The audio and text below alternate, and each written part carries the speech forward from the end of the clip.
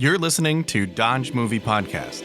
Your hosts are Christy and Mike Dodge, the founders of Dodge Media Productions. We produce films and podcasts, so this is a podcast about films. Join them as they share their passion for filmmaking.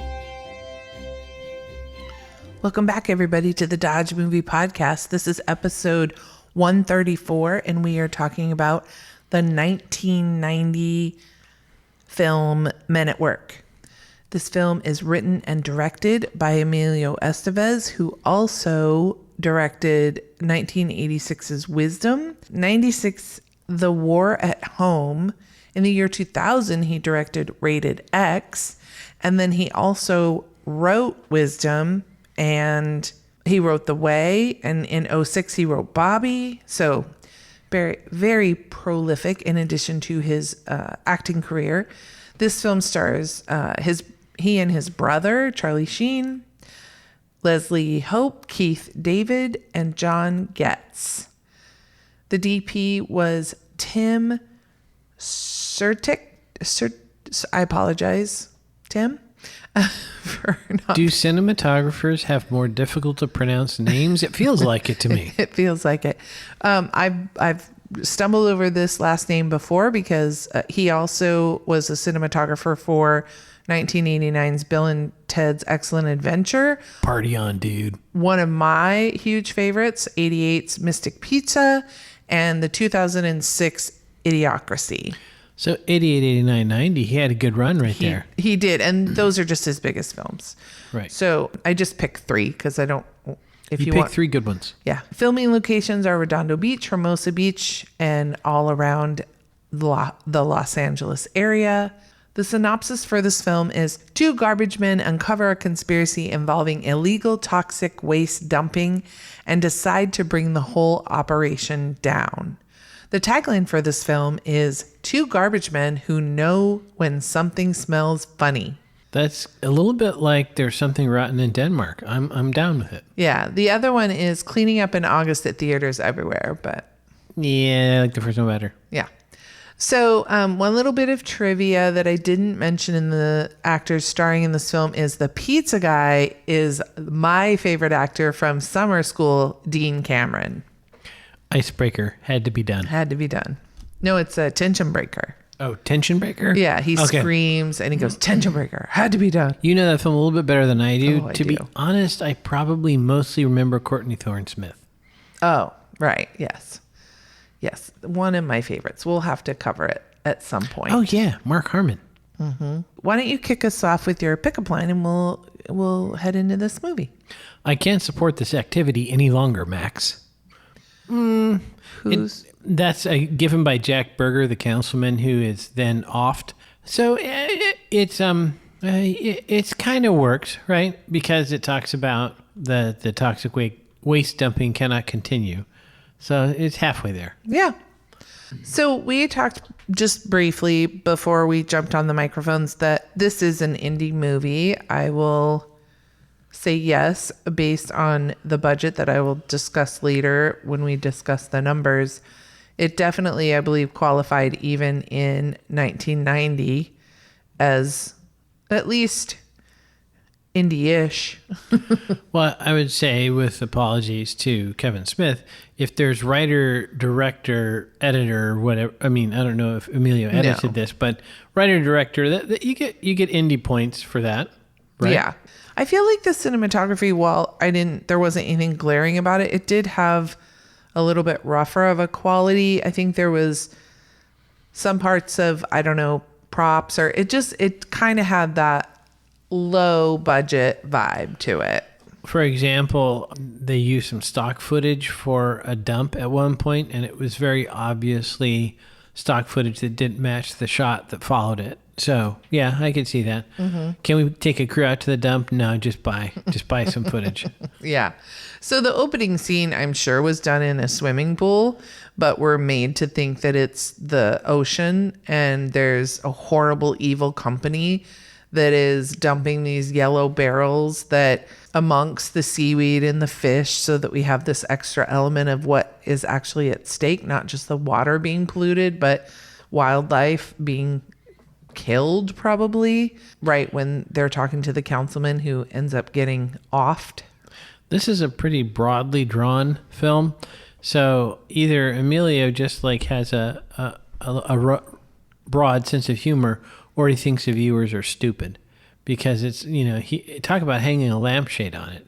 There's a lot of stuff in this film that's, I think, actually comically on the nose, right? He was cutting his teeth. This was his first, and he got much better as years went on. Well, I wasn't saying that as a criticism. I think this is a fine film. Right. So he said he wrote this. He was living in a studio apartment in Santa Monica at the time, and he was up late one night working at the kitchen table writing some story ideas, and all of a sudden the trash truck came roaring down the alley under his window, and it was 5 a.m. and it just struck him, no one has ever done a movie about trashmen before. And so, yeah, and I think they are pretty appealing trashmen. I don't know how realistic it is to the actual job of trashman. Yeah, if you had to be a trashman, I think James St. James and Carl Taylor, I think they would be decent coworkers.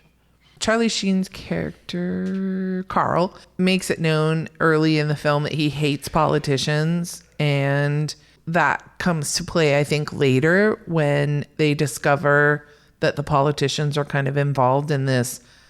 They come across the dead body, and as they try to investigate what has happened to this person and where he came from, I think when they find out that it's politicians, it's like, well, of course, because, they're horrible people, and we know that he's established this previous idea that he doesn't like politicians. Given their father's stance with politicians, I think, you kind of see where that might come from. My question is, timing-wise, where was Weekend at Bernie's relative to this film?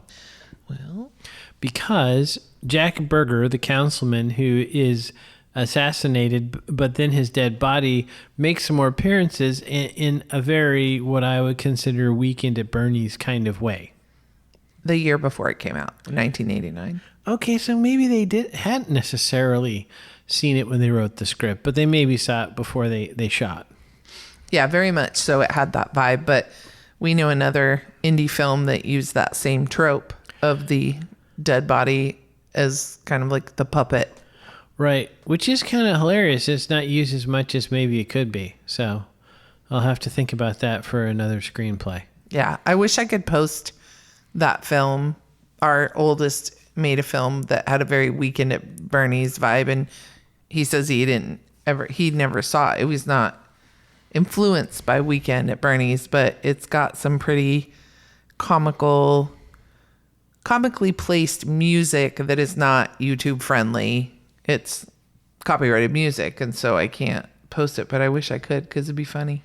Yeah, we could have a screening. So for those of you who are willing to come by a local venue, we can four-wall it. There you go. I thought I had a blast from the past. As early on, I believe in the film, Emilio is drinking Jolt Cola, and I totally remember buying Jolt Cola. It was like the cool thing, because in the trivia it states that when Carl joins James in their garbage truck for the first time, James gives a Jolt to Carl and has one for himself. Jolt Cola is renowned as the soft drink as the soft drink with the most caffeine, although this is pre-Red Bull.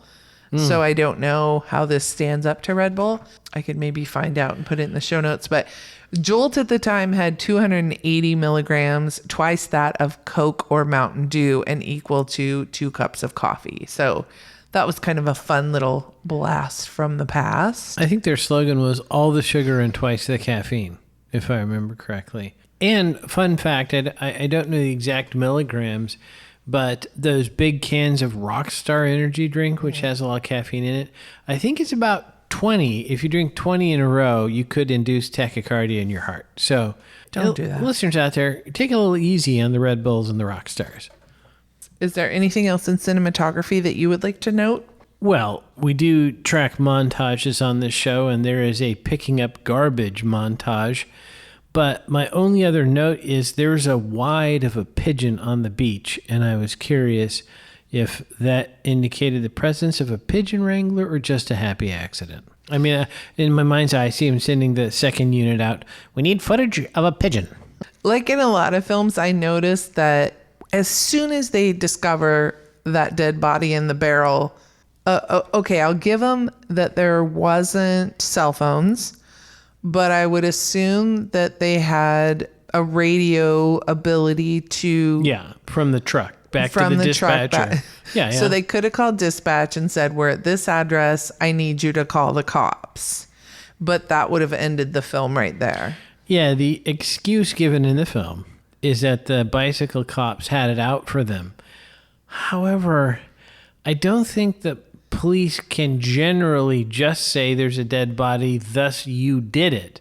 But then maybe there's members of certain communities who would say, oh, no, that happens all the time. Right. But yeah, that was a little bit contrived that the bicycle cops would try to pin the murder on them. But And correct me if I'm wrong, the bicycle cops aren't the homicide unit. So new police officers would come on the scene that you don't have a past with. Right. And it's my understanding that generally you have to have a lot of experience to make it up to detective to investigate murders.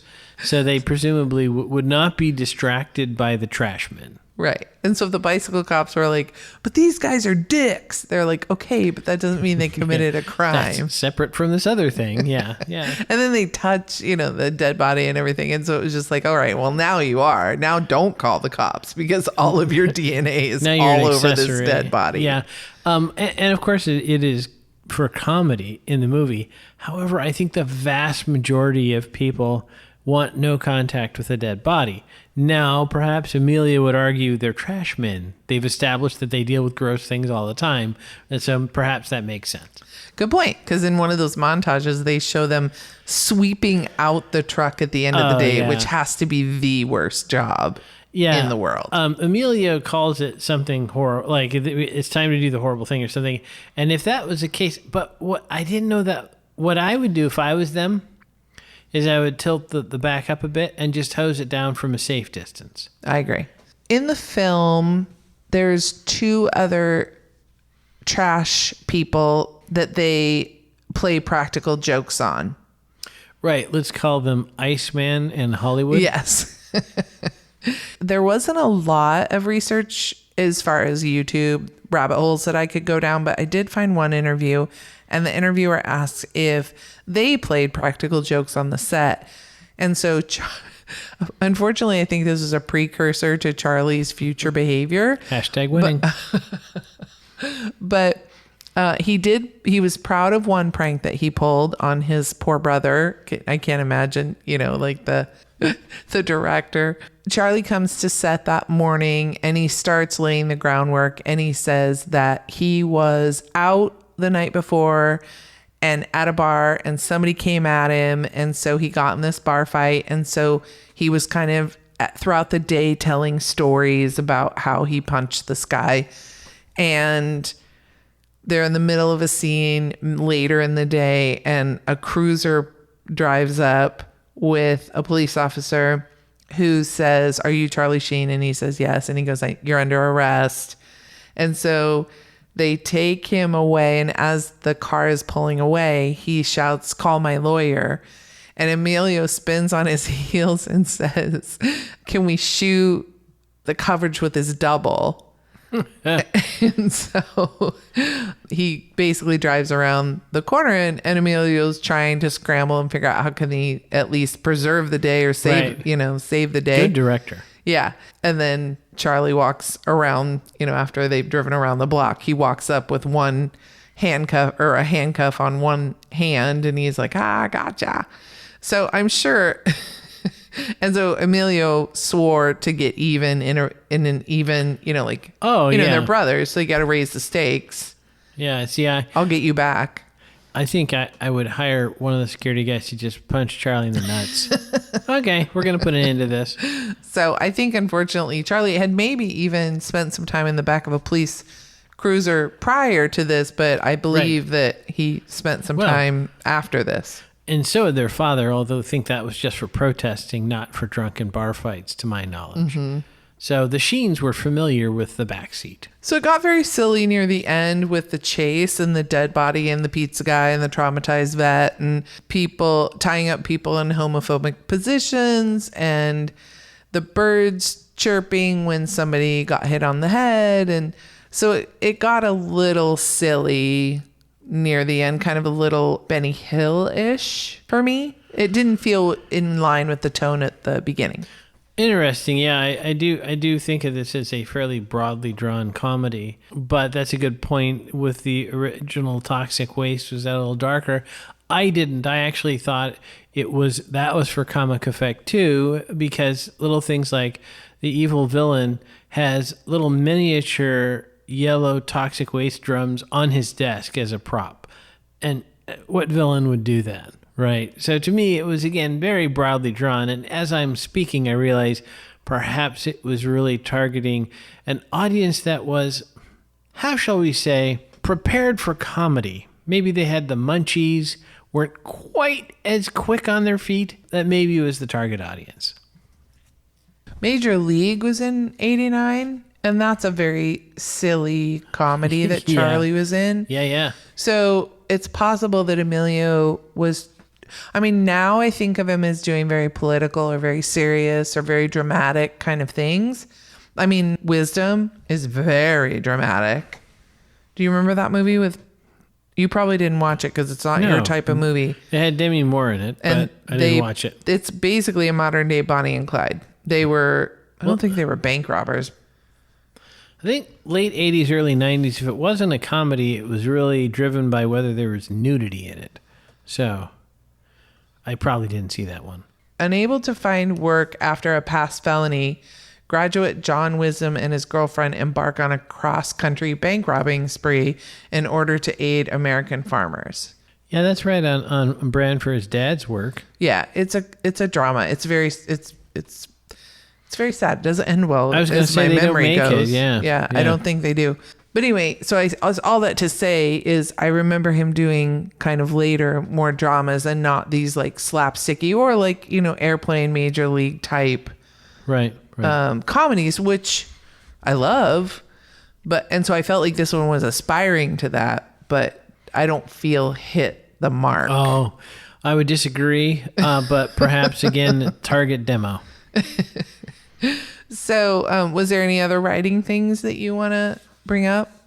Well, I did mention that the little things on the desk, there's also a part where the bad guy gives his full legal name before he sends him off to be killed. I thought that was not really the best. They had some kind of classic gags, in my opinion. Airbag rigged to the glove compartment.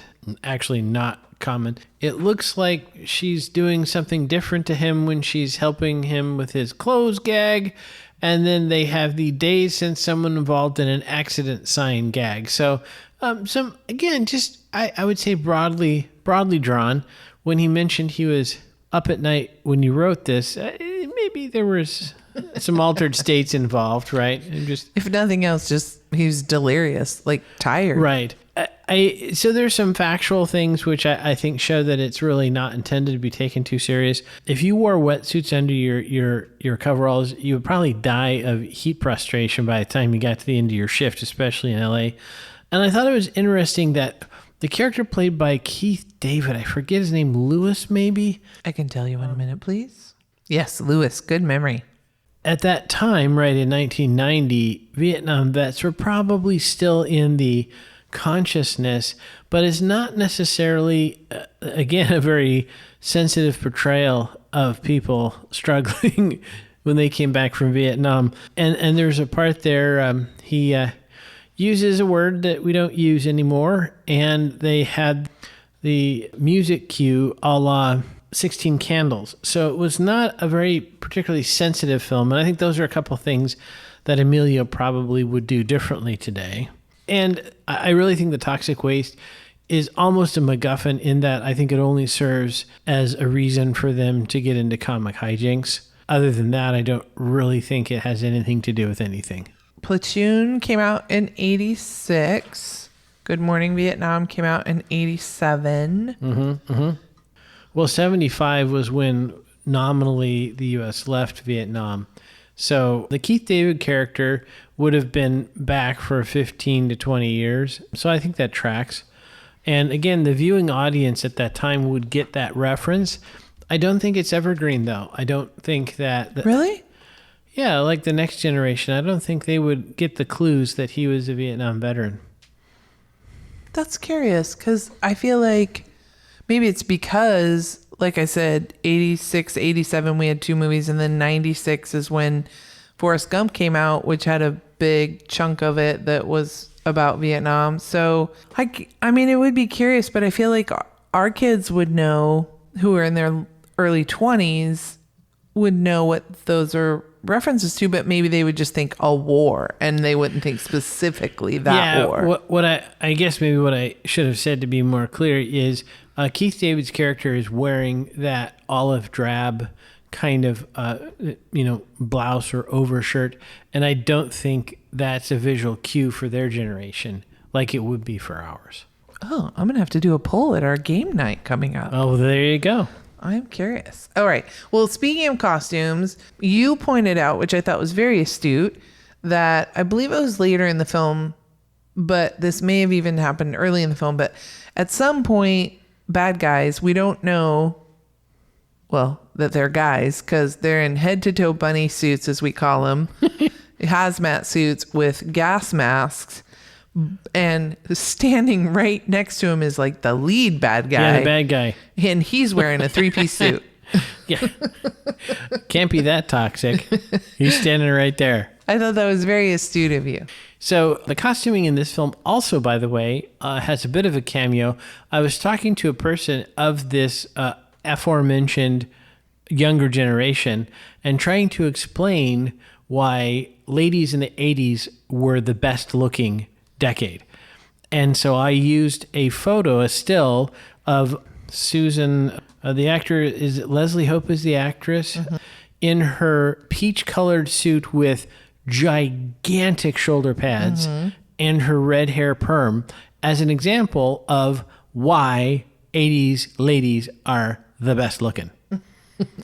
You love that era. And the younger fella did not agree. He's wrong, but he didn't agree.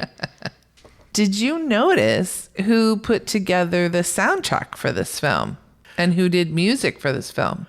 I didn't know, but given the era, I would think either Elfman or Mothersbaugh. Stuart Copeland. Oh, that's right. Stuart Copeland from The Police. Yeah. So I recognized that name in the credits, and I'm sure that it was that he did extra music for. I can't remember if there was any. I'll have to look up the soundtrack. Well, interesting connection because one of those other punters in that band went on to do music for Emperor's New Groove. Yes. I forget that guy's name. I wonder whatever happened to him. He's having sex with his wife. Must have been doing so for a long time. So there's a Ziggy Marley song. Which supports, by the way, my theory that this is for the herbal American. Yeah, I'm not seeing Copeland's. Well, it may not, if he just scored it, right? Right. If it's not a song that was released on the radio, it's probably not listed there. Is there anything that you want to talk about before we get into our categories here at the end? I had one question about the set. I put this under sets, but this is general art department.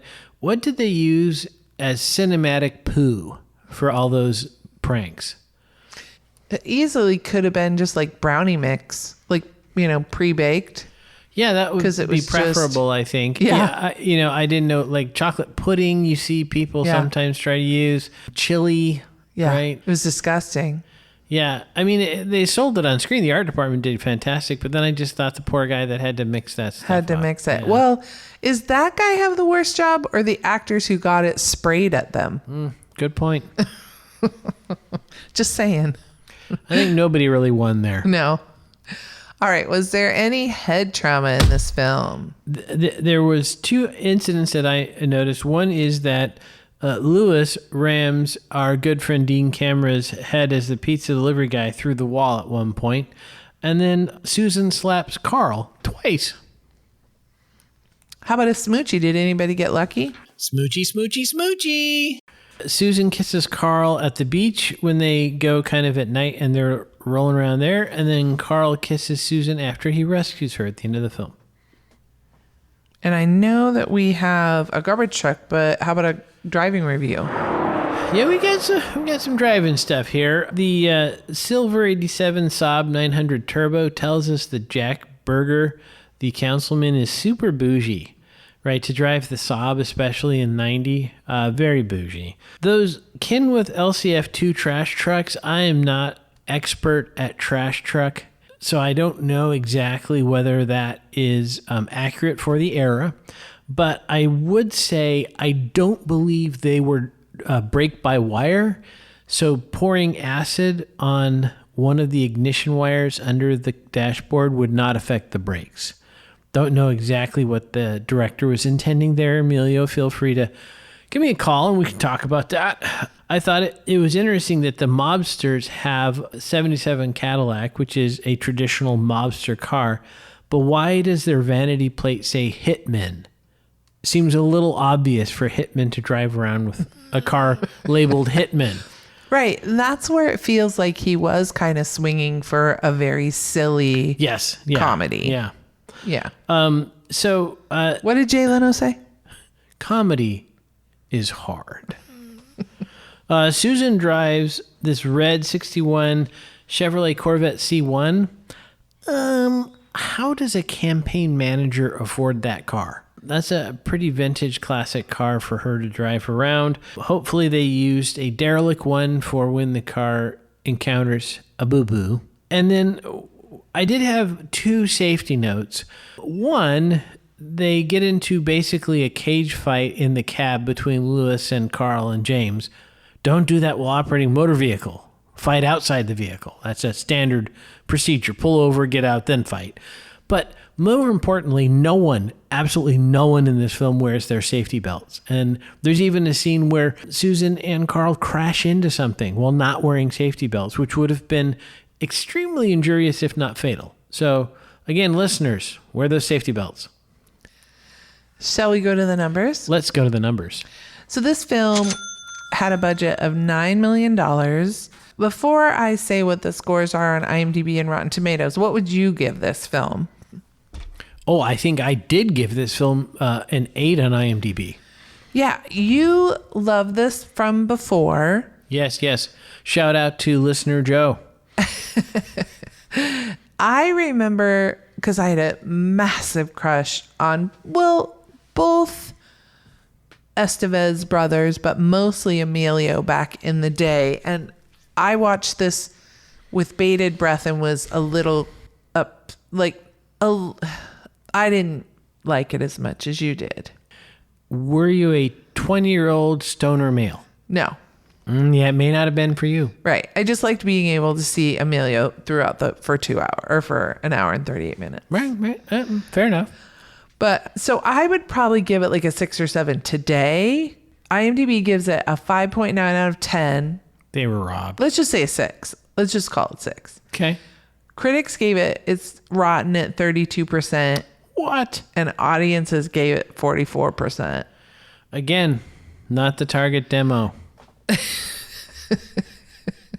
I bet if you find the right crowd, it does much better. It's a lot fresher. We would love to hear from our fans, or at least our listeners. Maybe you don't have to be a fan. Just tell me what you thought. The poor listeners that I have contact info for may get pestered about this film to see where they land. But listener Joe and I both fondly remember this film. I think, again, early 20s males, it's a very niche kind of humor. We really quite enjoyed it. Emilio cut his teeth on this film and he got better. So yeah, you keep saying that, but I still think it's a good film. It's not like he did poorly and he got better. This is a fine film. I just watched The Way because they re-released it in theaters, and it is such a good movie. He needs to make more films like this film, Men at Work, and less like The Way. So this one, if you want to give it a try, it's only going to cost you an hour and 38 minutes. It's rated PG-13. It's labeled as an action comedy crime. It made domestically $16.1 million. So he won. even if you doubled it for marketing, that would be 18. And so I guess he was a little bit shy of that. But adjusted for today, that would be like a film making 35.1 million. So not like, it's no Barbie movie, but it's far better than the Barbie I movie. meant in gross sales, but still like respectable. And it's funny. It's funny. Okay. So there you have it. There's our second movie for this month. Write in and give me a guess of what you think the theme for this month is. And I will put the email in the show notes. We no longer have a phone number, but you can email us. But never forget, Dodges never stop, and neither do the movies. Thanks for listening to Dodge Movie Podcast with Christy and Mike Dodge of Dodge Media Productions. To find out more about this podcast and what we do, go to dodgemediaproductions.com. Subscribe, share, leave a comment, and tell us what we should watch next. Dodges never stop, and neither do the movies.